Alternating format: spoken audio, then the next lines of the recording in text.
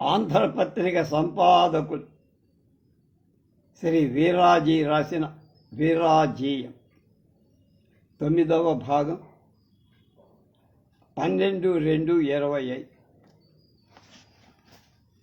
ఇది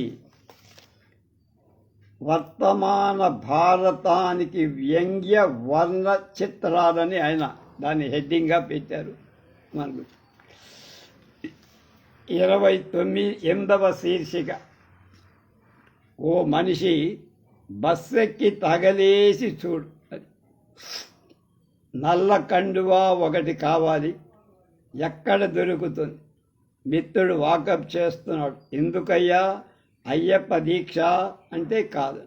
RTC bus ఎక్కుతున్నప్పుడు నల్ల కండువా ధరించి బస్సు ఎక్కి ఐ ప్రొటెస్ట్ అంటూ చెయ్యెత్తి చెప్పి, ఇక రైట్ చెప్పవయ్యా కండక్టరు అంటాను అంటూ అతగాడు నిలబెట్టి ఎడాపెడా వాయించేశాడు. నేనేమన్నా ఆర్టీసీ బస్సును అనుకున్నావా?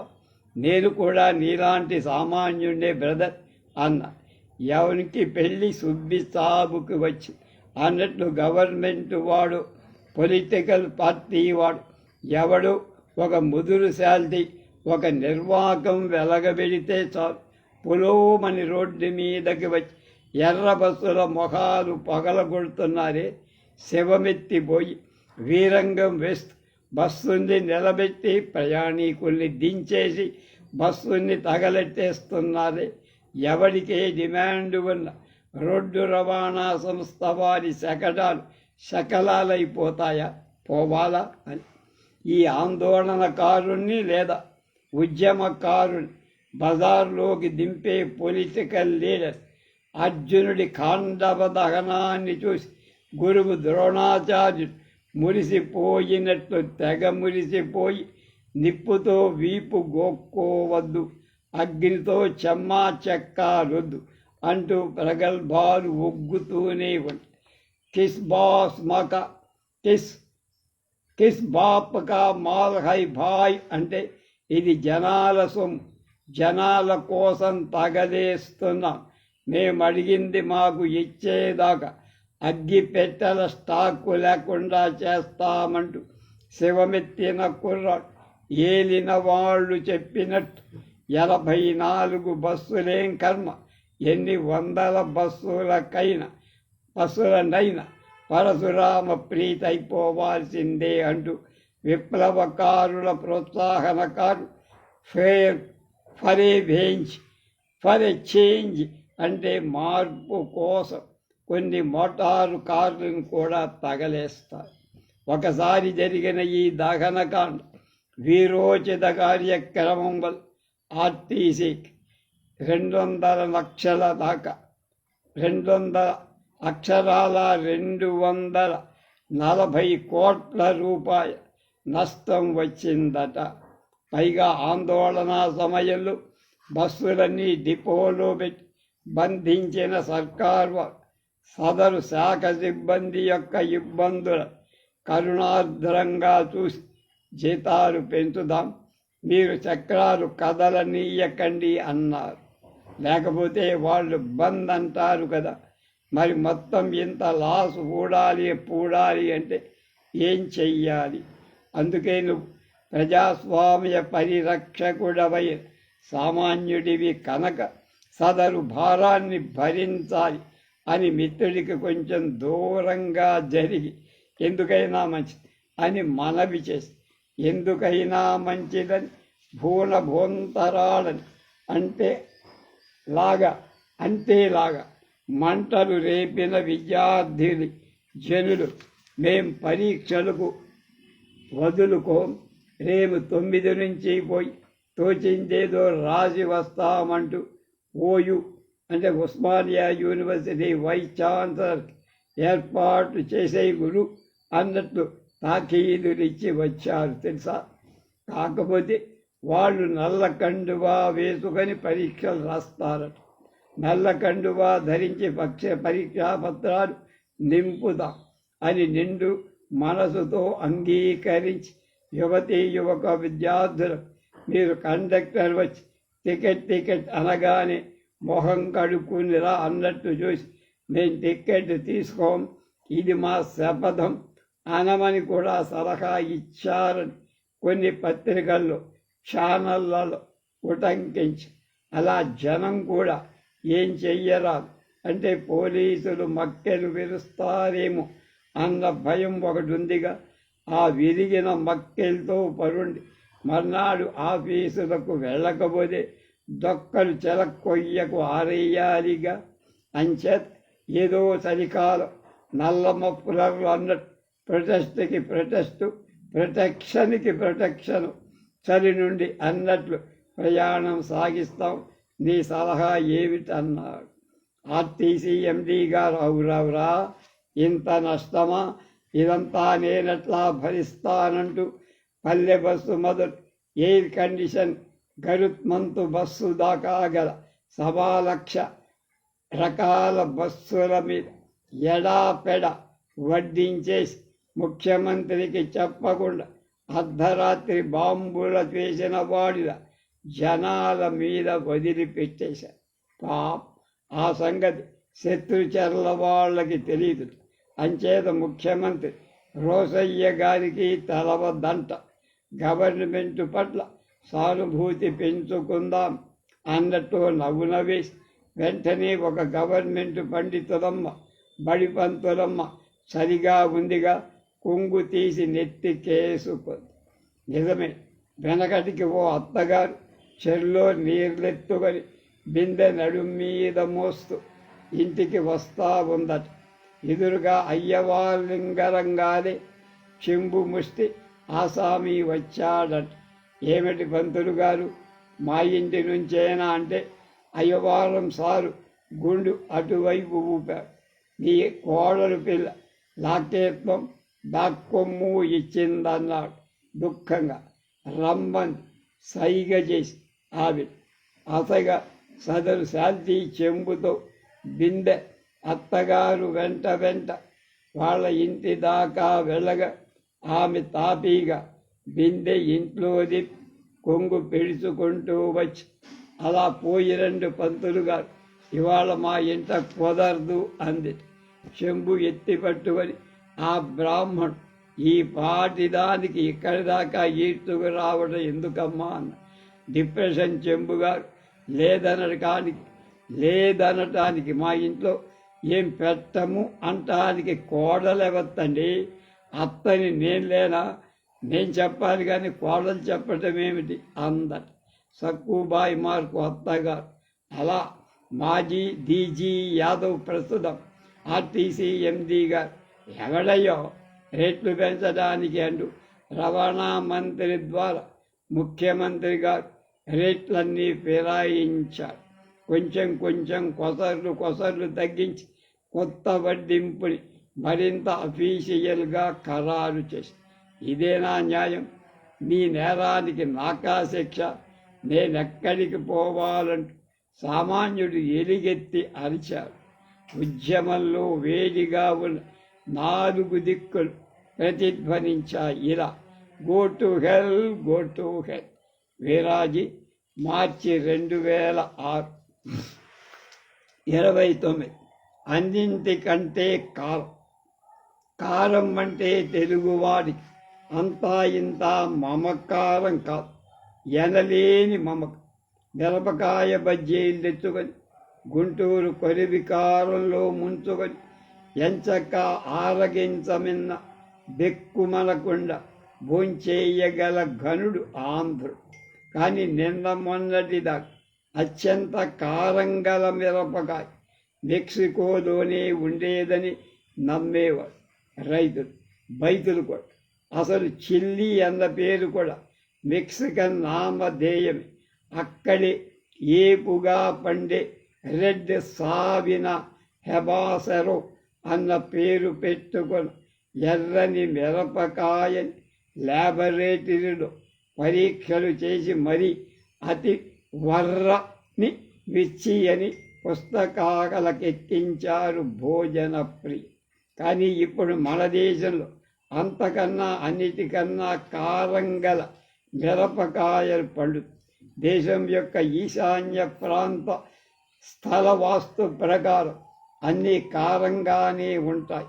కానీ ఇప్పుడు అన్నింటికీ మించిన కారం గల మిర్చి తేజపూర్లో అవతరించింది. తేజస్సు అంటే దానిదే తేజస్సు అంటున్నారు. ఉన్నవాడు తిన్నవాడు తిననివాడు. ఈ తేజపూర్ బ్రహ్మపుత్ర నదీ తీరంలో గౌహతికి ఎప్పుడైనా వెళ్తే అక్కడి నుంచి ఓ 50 మైళ్ళ దూరంలో ఉన్న ఈ పొలాన్ని చూసి రాబోదు. అస్సాంలో అస్సోంటి అనే వాళ్ళకి తేజపూర్ మిర్చి అని కూడా అంటారని శాస్త్రవేత్తలు అంటారు. ఈ తేజపూర్ మిరపకాయ గింజల్లో నాలికని మండించే పదార్థాలు అత్యధిక ప్రమాణంలో ఉన్నాయి. ఈ మంటని ప్రమాణంగా తీసుకొని ఏది శ్రేష్టమైన మిర్చి నిర్ణయిస్తారు. అంటే ఇక మీద సీమ మిరపకాయల కోసం మార్కెట్లో గాలించక్కల తేజపూర్ మిర్చి సంపాదించండి చాలు. అయితే ఇది మన తెలుగువాడి అహంకారం కన్నా కారమా అని అడగండి. నేటి సందర్భోచితంగా తెలుగువాడంటే తెలుగుదేశం వాడు అనుకోవాలి. తెలుగుదేశం వాడంటే ఇంకెవరు? మన సీఎం చంద్రబాబే కదా.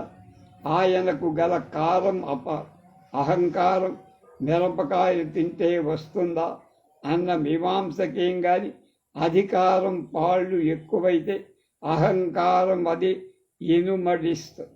అధికారం అహంకారం ఇవి రెండు జంట కవు. అహంభావం ఉంటే ఏది ఎవడి దగ్గర ఉన్నా వాడికే నష్టం. అధికారాన్ని బట్టిన అహంకారం మహాకారం ఇది తరుల నాలుకల కాదు ఒళ్ళంతా మండించే పనులు చేస్తారు. నారానాయుడు గారు హైటెక్ మంత్రి.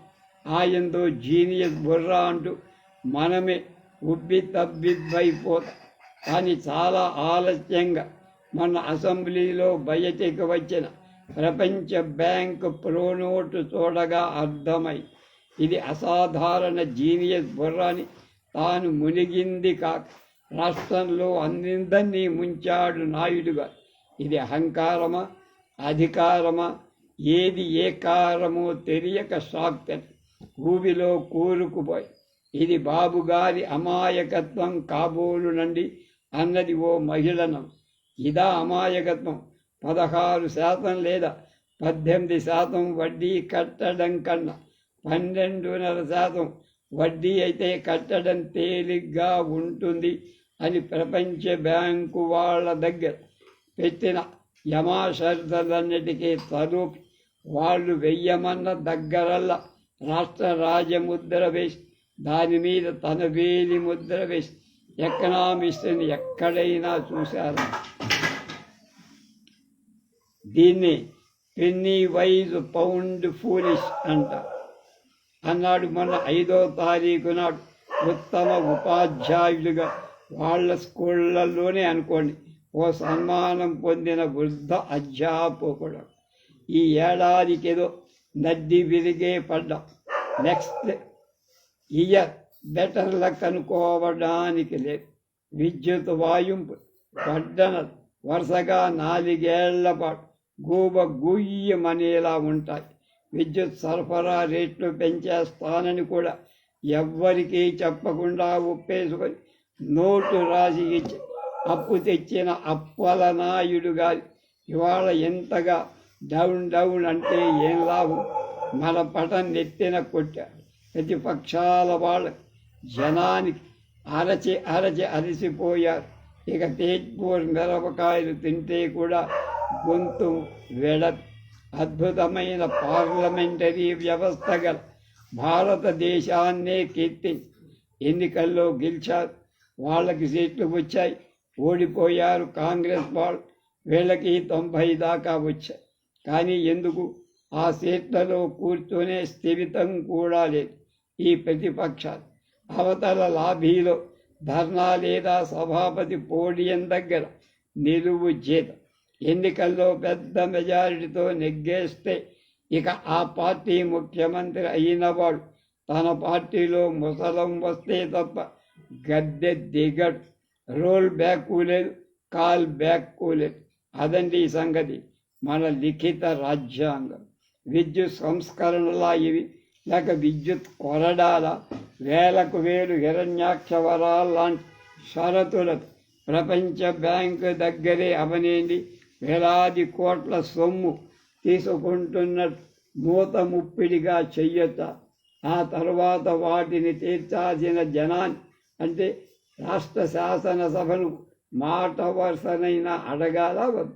అట్లాంటి నిర్ణయాలు సభవారి ముందు పెట్టి చర్చించి అక్కడ ఉన్న సభ్యులలో 180 మందో 75 మందో అంగీకరిస్తే కానీ అమలు చేయకూడదు అన్న నిబంధన ఉంటే ఎంత బాగుండు. ట్రాన్కో మాకు ఇచ్చేయండి, లాభసాటిగా నడుపుతామంటూ ఎలుగెత్తి అరచిన రాజశేఖర్ రెడ్డి గారి కాంగ్రెస్ పార్టీ మాత్రం ఈ అప్పు పూడ్చగలదా? ఇంతకీ ఈ అప్పు వ్యవహారం అంతా తెలుగుదేశంలోని థింక్ ట్యాంక్కి తెలుసా? థింక్ ట్యాంక్ అంటే అలవాటు అసలు లేవా?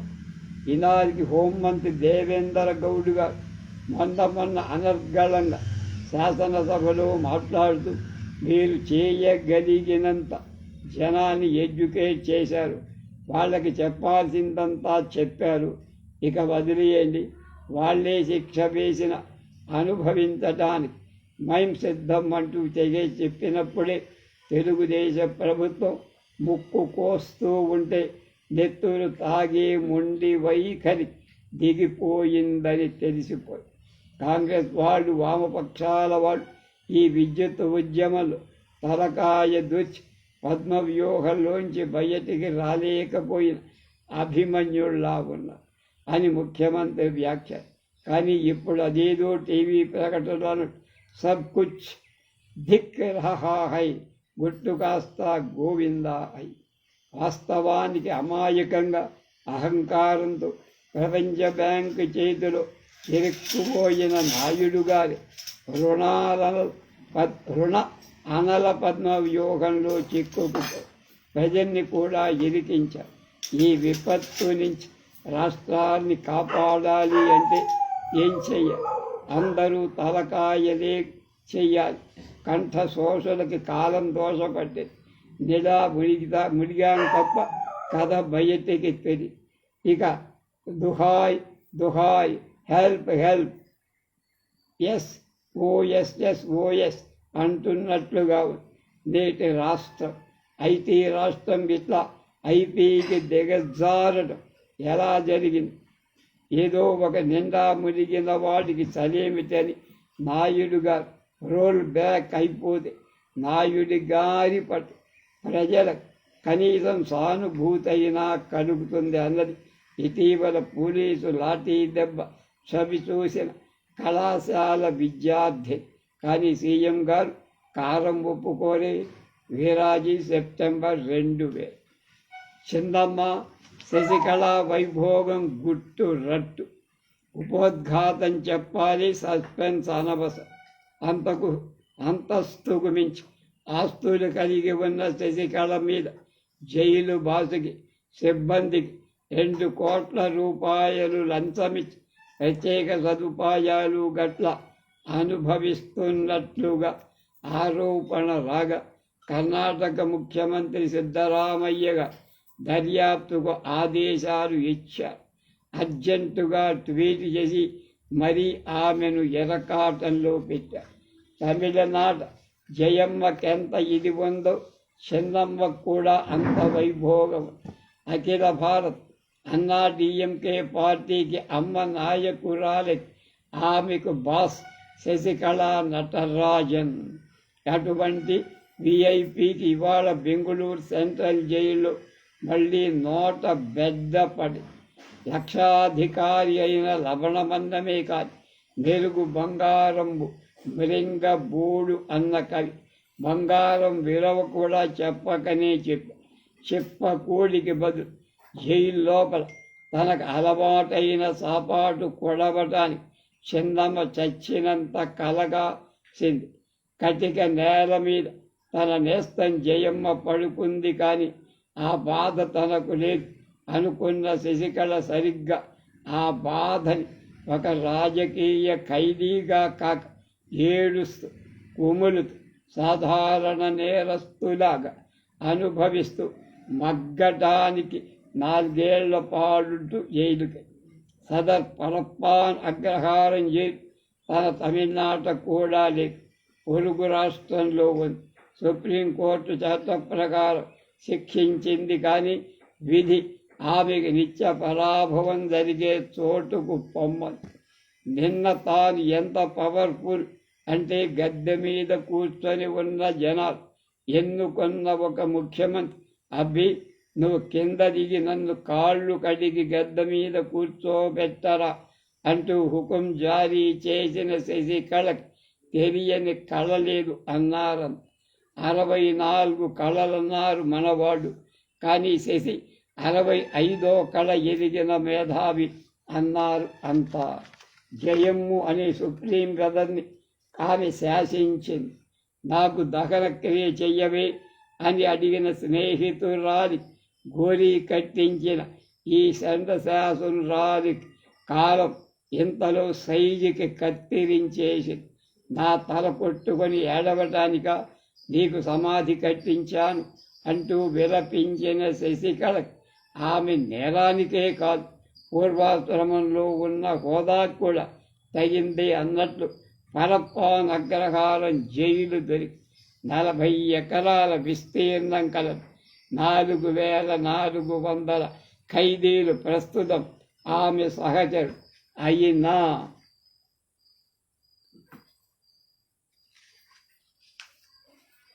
ఆమె తనకు కావాల్సిన సదుపాయాలన్నీ సంపాదించు. వేరే వంట ఇంట ఆమె భోజనం తయారు చేస్తూ పక్షం రోజుకో సందర్శకుడు మాత్రమే రావాలంటే ఆమెకు పక్షం రోజులో 21 మంది గెస్టుని జైలు గేట్లు బార్లా తెరిచి లోపలికి కావాల్సిన వాళ్ళని రాణిస్తుంది. అంతా బాగానే. ఆమె సుప్రీంకోర్టులో రివిజన్ పిటిషన్ కూడా పెట్టి ఆ దరఖాస్తు విచారణకు రాబోతోంది అనుకున్న సమయంలో రూపముద్గల్ అనే ఒక రంగ ప్రవేశం చేసి పానకంలో పొడకగా అనుకుంటున్నారా? కాదు, డొక్కలో పిడిబాకులాగా. రూప జైళ్ళకే డిప్యూటీ ఇన్స్పెక్టర్ జనరల్, 15 సంవత్సరాల సర్వీస్ ఆమెకు. మంచి ట్వీట్స్ ఇవ్వటంలో, ఫేస్బుక్ పోస్టింగులు చెయ్యడం, టీవీలకు కంప్యూటర్లు గట్రా ఇవ్వడం అన్నీ చేస్తాం.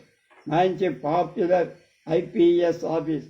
మొన్న 10వ తారీఖు నాడు డైరెక్టర్ జనరల్ ఆఫ్ ప్రిజన్స్ మాట కూడా కాదని సెంట్రల్ జైలు మొత్తం తనిఖీ చేసి అక్కడే ఉన్న దొంగ స్టాంపుల బ్రహ్మ తెల్గీపై కూడా ఆరా తీసి బోలెడు ఎవిడెన్స్ పోగు చేసి 2 కోట్ల రూపాయలు లంచమిచ్చి శశికళ నటరాజన్ జైల్లో విఐపి హోదా కొనుక్కున్నారని నేరుగా ఆ ముడుపుడు ఐజీ గారి దగ్గర నుంచి కింద తోటి దాకా అందరూ అందుకున్నారని ఒక పెద్ద చిట్టా తయారు చేసి ట్యాప్ అధికారి నుంచి తన బాసు వరకు అందరికీ దాని కాపీ అందించటమే కాక ప్రెస్ వాళ్ళకు కూడా లీక్ చేసి ఐజీ గారు కంగుతిన్నారు. ఈలోగా ముఖ్యమంత్రి మొత్తం అవకతవకలన్నీ తోర్పారపట్టమని నిజంగా శ్రీమతి రూపా ముద్గల్ సాహసమే చేసింది. పోలీసు డిపార్ట్మెంట్ యొక్క క్రమశిక్షణ సంగతి దేవుడెరు. ముందు తీగలాగితే డొంకంతా కది. ఐజీ గారు కూడా చెల్లించాడు, స్పందించి 2 కోట్ల రూపాయల 2 పైసలు కూడా నాకెవ్వరూ ఇవ్వరు.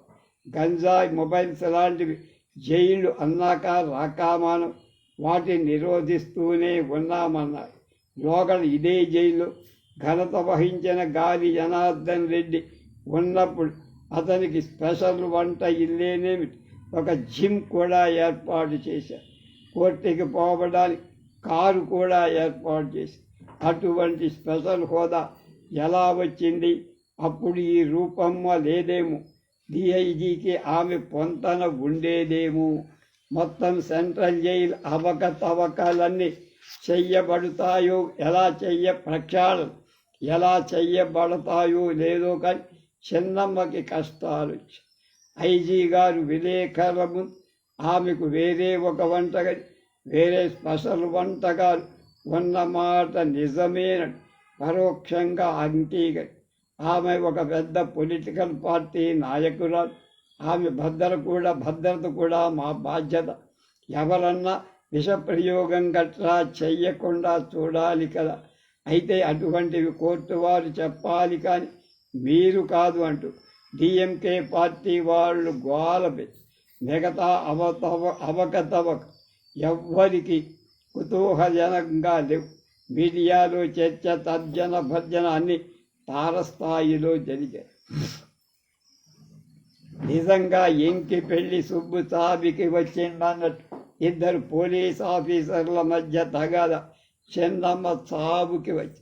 ఇది ఇలా ఉంటే జయలలిత ఇంటి మీద, పార్టీ కార్యాలయం మీద ఉన్న ఆమె పోస్టర్లు పాపం ఇలా జాలిగా దండం పెడుతూ ఉన్నవి కూడా పీక్ అవతల పాలిస్తారు. పార్టీ మొక్కలై పార్టీ గుర్తు లిటిగేషన్లో పడ్డ శశికళకి బహుళ పంచమి శోభ కూడా దక్కేట్లు లేదు. సుప్రీంలో రివ్యూ పిటిషన్ మీద దింపుడు కళ్ళం ఆశలుండ. జైల్లో ఉన్న ఆమెకు మనసంతా క్యాలెండర్ మీదే ఉంది. 4 ఏళ్ళు ఇట్టే తిరిగి వస్తాయి కానీ 2 కోట్ల రూపాయలు నేను ఇవ్వలేదు అంటే ఎవరు నమ్మరు కదా. వేరే సాపాటికి 2 కోట్లు అంటే 200 లక్షల రూపాయలు జైలు ఇవ్వగలది. ఇంతకీ పాత నోట్లు సొమ్ము చేసుకోలేదు కదా అని జనాలు అంటూనే ఉంటారు.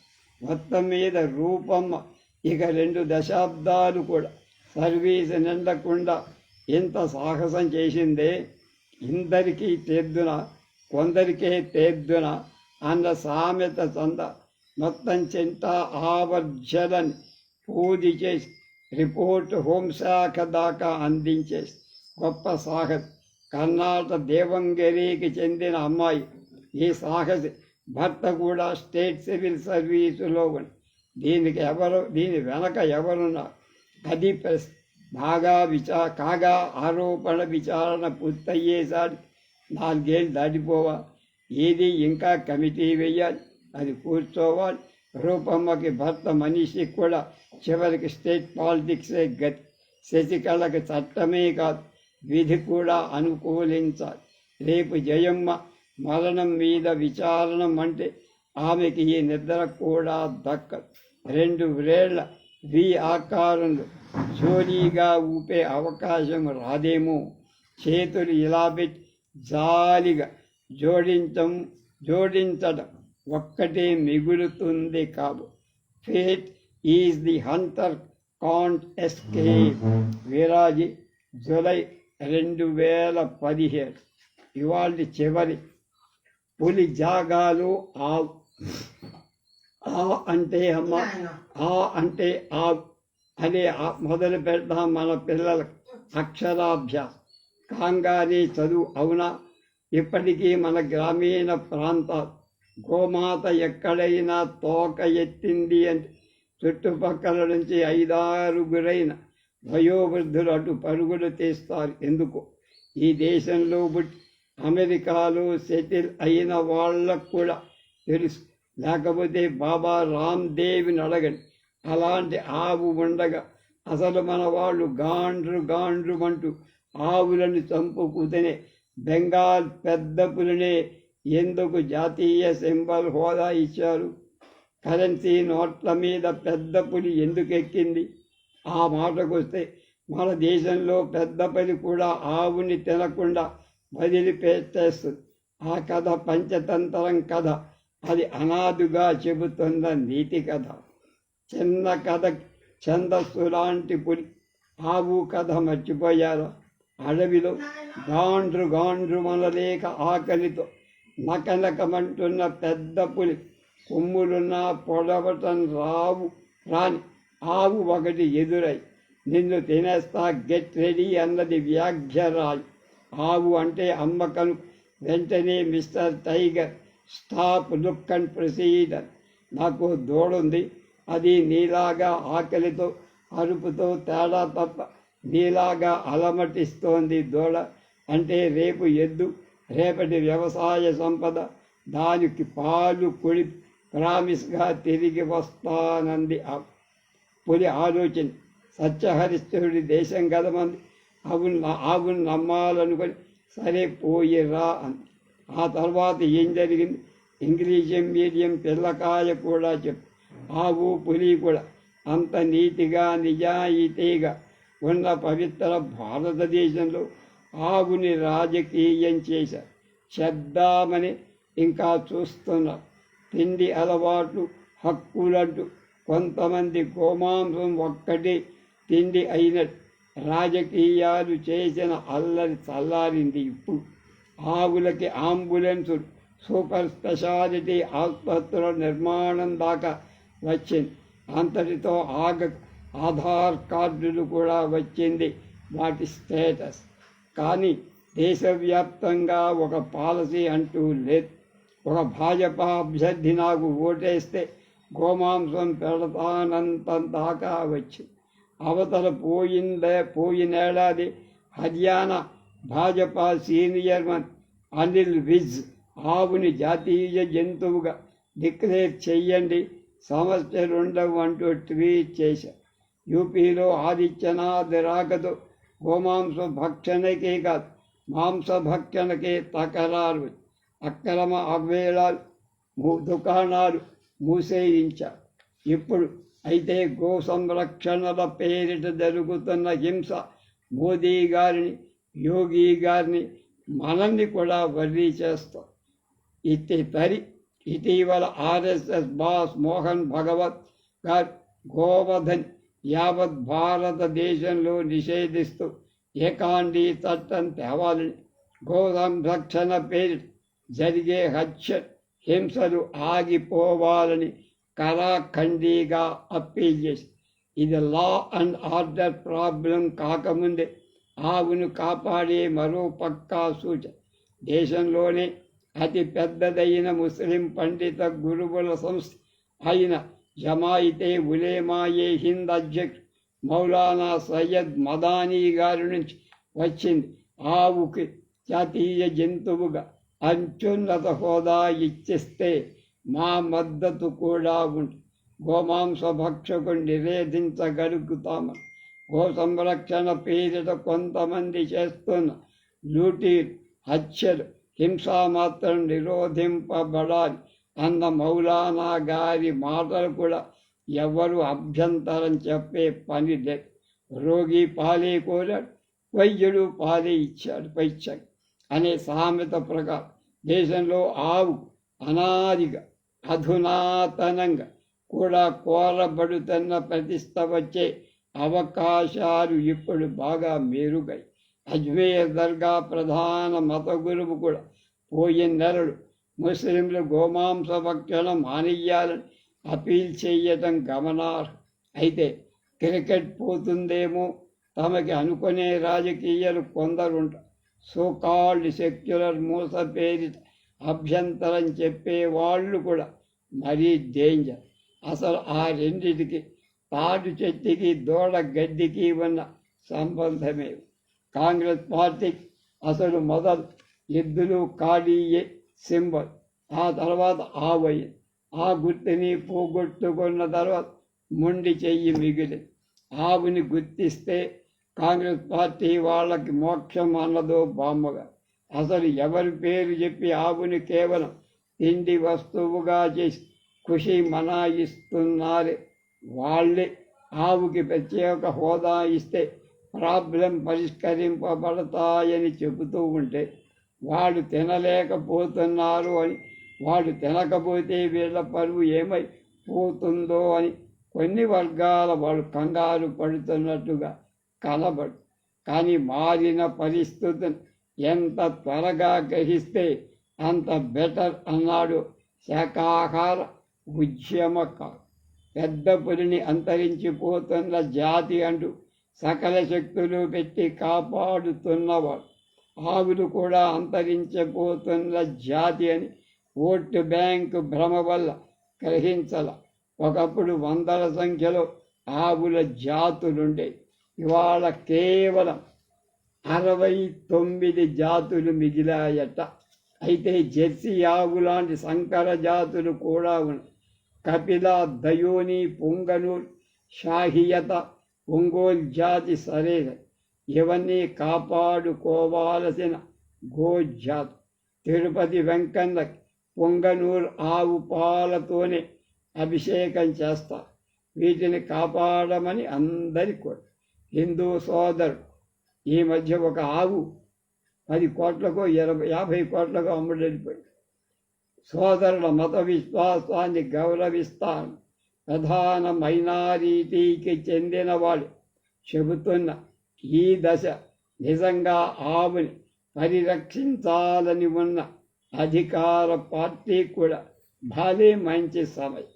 పులిని సమ్మర్లో కూలర్లు ఏసీలో పెట్టి కాపాడుదాం, కానీ ఆవుని కూడా అమ్మ పాల లాంటివి లేని సందర్భంలో ఆవునే అమ్మగా భావించి దాని పాలు తాగి పెరిగినవాడు ఈ పాడి పంటల సస్యశ్యామల దేశాన్ని దాని ప్రతిష్టను పరిరక్షించటానికి సిగ్గెందుకు పడాలి? జాతీయ జంతువుని ఎవడు తింటానని అనడుగా. బైదిబల్ ఆవునే నేపాల్ జాతీయ జంతువుగా ప్రకటించింది. తప్పేం లేదు. అలాంటి చిన్న దేశం మార్గదర్శకాన్ని తీసుకొని మనం కూడా ఆవుని జాతీయ హోదా ఇచ్చే గౌరవిద్దాం. అయితే సొరకాయ, తోటకూర మాత్రం తినేవాళ్ళకి ఆవు మాంసం బిజినెస్ ఎంత పోతుందో ఎలా తెలుస్తుంది? అన్న మేధావులు.